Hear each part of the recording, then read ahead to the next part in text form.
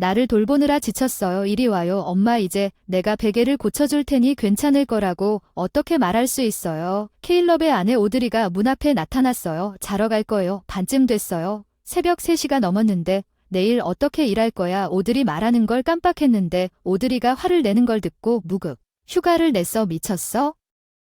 우리 뭐 먹고 살 건데 아직 돈이 있어. 케일럽이 조용히 말했어. 그리고 그의 아내에게 다가가서 속삭이듯 우리 어머니에게 최소한 존경심을 표할 수 있겠습니까? 어머니에게 남은 시간이 많지 않으니 우리 모두가 굶어 죽기를 바랄 수도 있습니다. 내 눈에는 당신이 무슨 말을 하는지 이해하지 못하는 것 같군요. 케일럽은 아내를 문 밖으로 밀어내고 지친 한숨을 쉬며 어머니의 침대로 돌아갔습니다.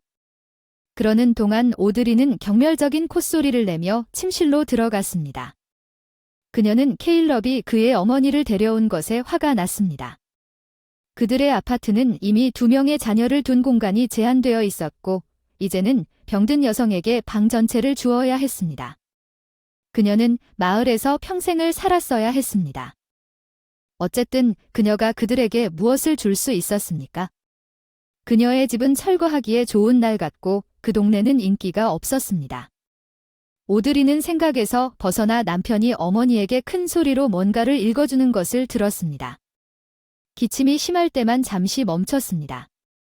오드리는 삐걱삐걱 소리를 내며 시어머니를 한 번도 좋아하지 않았습니다. 평범한 시골 아줌마처럼 사랑하려고 동네에 살다가 시어머니가 계속 강박관념으로 괴롭히고 더 먹어라 너 말랐구나 여기 따뜻한 쇼를 줘 내가 직접 엮어 염소젖을 마신다 으악 뭐야 혐오스러운 오드리가 어깨를 으쓱했다. 그녀는 평생을 도시에서 살았고 극도로 불쾌한 일 때문에 시골 생활을 했다. 케일럽은 어머니의 집안일을 기꺼이 돕는 것과는 달랐고 스스로 염소젖을 짜낼 수 있었고 부족함을 걱정하지 않았다. 오드리가 그를 그곳에서 꺼내는데 많은 어려움이 있었습니다. 그들은 아파트를 빌렸고 곧 오드리가 첫 아이를 임신하게 되었고 그녀의 두 번째 케일럽은 항상 그녀를 사랑하는 어린 아이들을 돌보았지만 그의 어머니를 여러 번 방문하는 것을 잊지 않았습니다. 오드리 부모님은 한 달에 몇 번 딸을 비웃으셨어요. 당신은 마마보이가 되었고 이제 당신은 괴로워하고 있지만 월터와 결혼해야 한다고 말했잖아요. 그는 여전히 당신 인생에 관심이 있어요. 엄마 월터에 대해서는 그나저나 그 사람은 어때요? 외모는 어떤가요? 경찰서장은 무엇을 하나요? 시내에 있는 멋진 차 아파트에 잘 살고 있다고 말할 수 있나요? 오드리의 생각은 시어머니의 새로운 공격으로 중단되었습니다.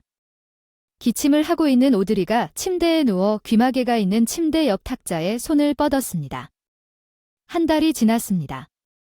케일럽이 약국에서 돌아오던 중 집 밖에 구급차가 있는 것을 보고 엄마가 갑자기 생각나서 입구로 달려갔어. 그래 내가 떠나자마자 오드리가 의사들에게 전화했어. 내 엄마가 발작을 일으켰고 난 시간을 지체하지 않았어. 케일럽 이틀 동안 어머니와 함께 병원에 입원했고 셋째 날 어머니가 죽기 전에 어머니가 사라졌습니다.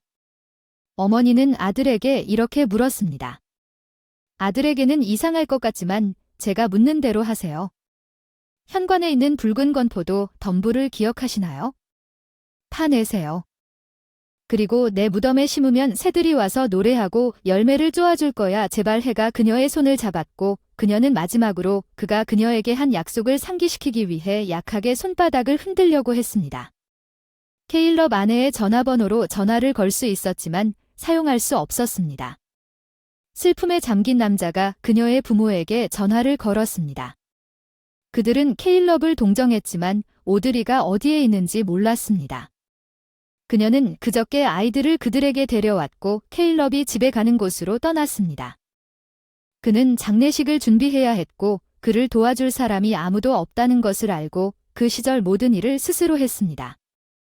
케일럽 오드리가 돌아오지 않았고 아이들은 여전히 그녀의 부모와 함께 살고 있었습니다. 남자는 방에서 방으로 돌아다녔지만 찾을 수 없었습니다. 불안한 곳에서 이제야 그는 아파트에 뭔가 문제가 있다는 것을 알아차리기 시작했습니다. 마침내 케일럽은 아내의 물건이 다른 모든 것을 잃어버렸다는 것을 깨달았습니다. 거기 갑자기 그는 그녀가 그렇게 어려운 순간에 그를 버리고 떠났다는 것을 깨달았습니다. 잘 지내세요. 이제 케일럽은 기분이 좋지 않습니다. 공허함과 분노가 있었지만 그는 최근에 가족에게 거의 헌신하지 않았지만 다른 방법으로는 가질 수 없었습니다. 그는 실제로 그의 어머니를 사랑하고 존경했습니다. 그는 어머니가 그를 위해 모든 것을 아껴두었던 것을 기억했습니다. 그가 아플 때 그를 위로하고 그는 그녀에게 현물로 돈을 갚았습니다. 그는 달리 할 수 없었습니다. 그는 다시는 오드리를 보고 싶지 않았지만 곧 그녀가 돌아왔지만 케일럽을 집 밖으로 내쫓을 뿐이었습니다. 그녀를 보더니 그녀를 알아보지 못했어요. 그녀는 공격적이 되었습니다. 거침없이 오드리가 그를 비난했습니다. 그녀의 부모님이 그녀에게 아파트 비용을 줬다고, 그녀는 그에게 실증이 났고 그는 가난한 마마의 아들이었고 이제 그녀는 완전히 다른 삶을 살게 될 것이라고 말했습니다. 인생과 그녀를 평생 사랑했던 또 다른 남자. 그래서 케일럽은 떠나고 조금 회복하고 다음 계획에 대해 생각하기 위해 어머니 집에 갔다 휴가가 끝나고 일하러 갈 시간이 되자 케일럽은 어딘가에 아파트를 임대하기로 결정했습니다. 직장에서 멀지 않은데 갑자기 그는 치료사로 일하고 있었고 분명히 이 마을이나 이웃 마을에서 일자리를 찾을 수 있을 도시의 고향 마을에 머무르는 것이 어떨까 생각했습니다. 갑자기 그의 시선이 현재의 덤불에 떨어졌습니다. 엄마 화내지 마세요. 다음 날 아침에 당신이 마지막으로 요청한 것이 기억납니다. 그는 삽을 들고 나가서 작업에 착수했고 덤불을 자기 쪽으로 끌어당겼습니다. 그 밑에 뭔가 반짝이는 주석이 어떻게 되었습니까? 여기까지 왔어요. 케일럽은 손에 깡통을 들고 집으로 들어가서 힘들게 문을 열었습니다. 안에는 흰 천으로 쌓인 작은 상자가 있었습니다. 그 안에는 금 장신구와 몇 개의 다이아몬드가 있었습니다. 케일럽은 놀라서 무감각하게 이 보물을 바라봤습니다. 그는 어머니가 세습 귀족이었던 할머니에 관해 그에게 했던 말을 기억했습니다. 그는 어머니가 체포되었을 때 발견되지 않았던 그녀의 보석에 대한 이야기를 알고 있었습니다. 그의 어머니가 어떻게 상자를 얻었고 왜 그녀가 그 귀중품을 직접 사용하지 않았는지 알고 있었습니다. 케일럽은 어머니에 대해 감사하게 생각하고 전류를 차에 싣고 묘지로 가져가 그녀가 요청한 곳에 심었습니다. 비록 그녀의 요청이 단순하고 오래전의 일에 불과하다고 확신했지만 이혼 후 몇 달 후에 계략을 고안했습니다. 케일럽은 시내에 아파트를 샀고 결국 도시로 돌아와 일을 계속했습니다. 연습을 계속하고 동료 테레사와 데이트를 시작했습니다. 친절하고 지적인 여성 케일럽은 매일 아이들을 보았고 곧 그들은 그에게 그들이 이제 끝났다고 말했습니다. 그들은 월터를 전혀 좋아하지 않았기 때문에 다시 조부모와 함께 살았습니다.